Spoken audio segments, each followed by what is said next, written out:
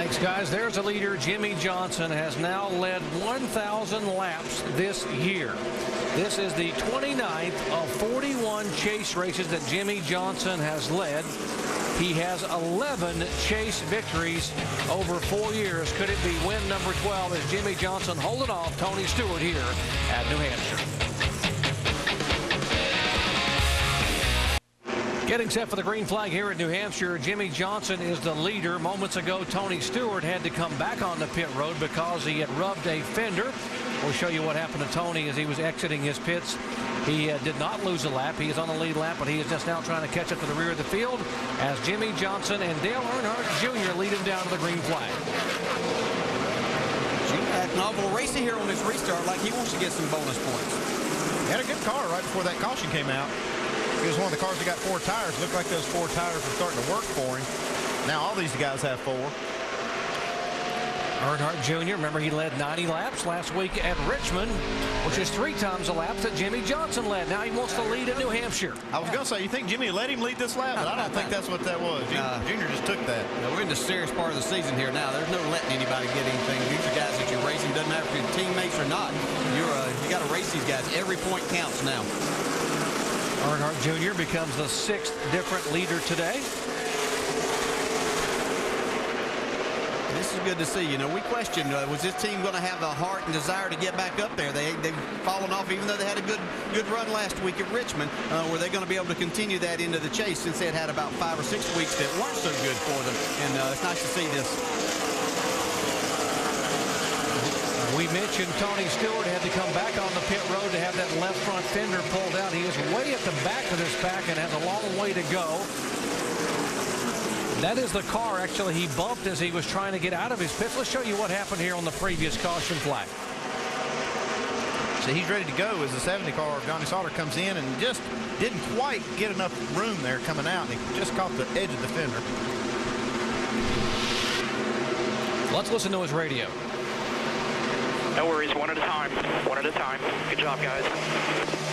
Sorry, guys. That's the best I can do getting out there. We'll try and back you up just a little bit more next time, okay?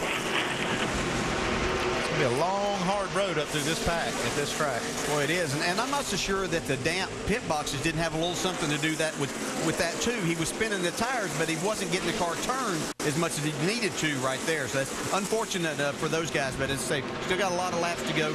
Make as much as they can out of this today. 45 car right in front of him was the one that got the free pass, by the way. Chad McCumbee subbing for Kyle Petty. So Tony Stewart now trying to get around him. Tony back in 34th position.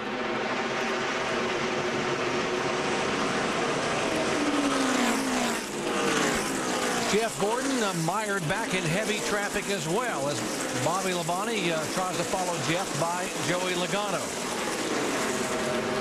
That is 14th, 15th, and 16th. Logano, by the way, being shown a lap down in 40th position.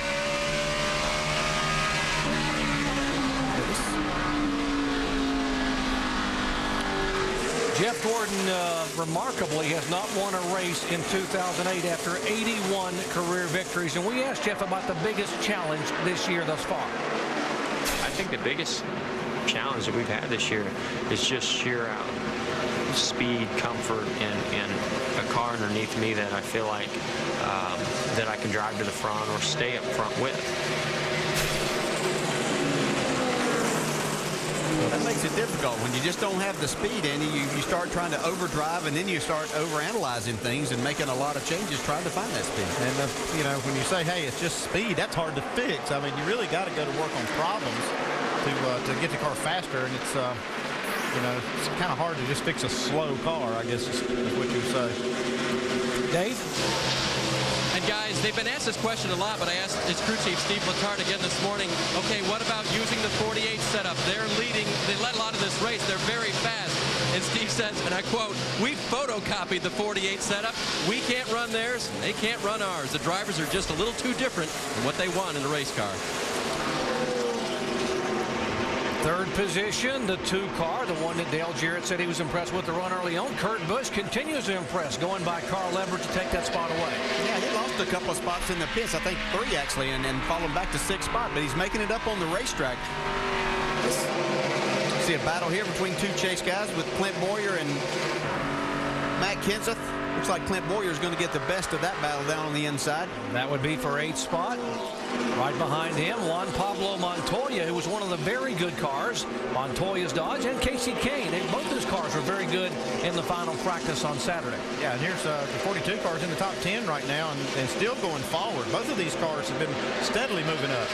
Yeah, they've both been hanging around. As we see Clint Boyer hasn't made that pass on Matt Kenseth yet, but Montoya and Casey Kane have both been around that 9th, 10th, and 11th spot, so good runs for those guys.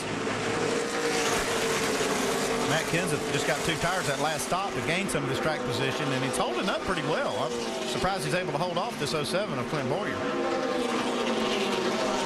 Casey Kane having a pretty good run after missing the chase and the disappointment a week ago. Mike.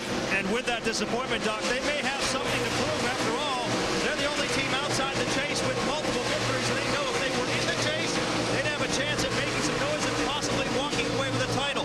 Now they're forced to try to salvage this season. I spoke with Kenny Francis this morning. He said, well, there is a silver lining.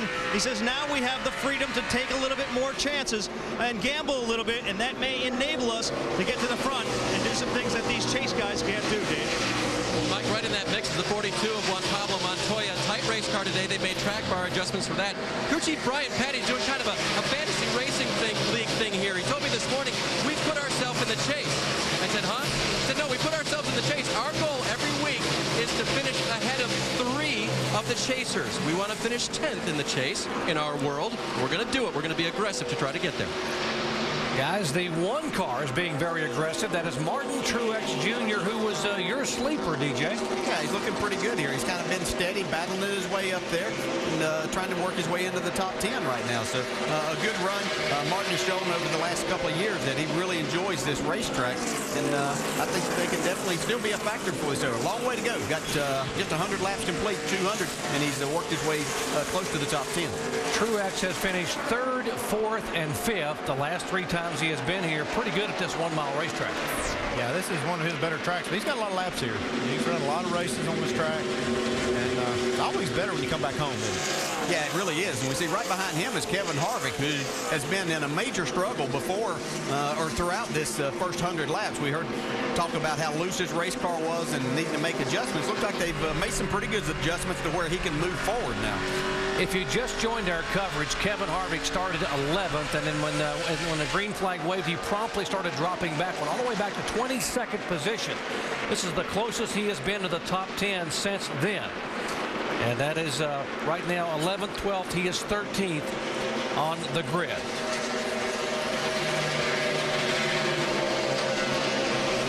.103 laps in it at New Hampshire Motor Speedway, race number 1.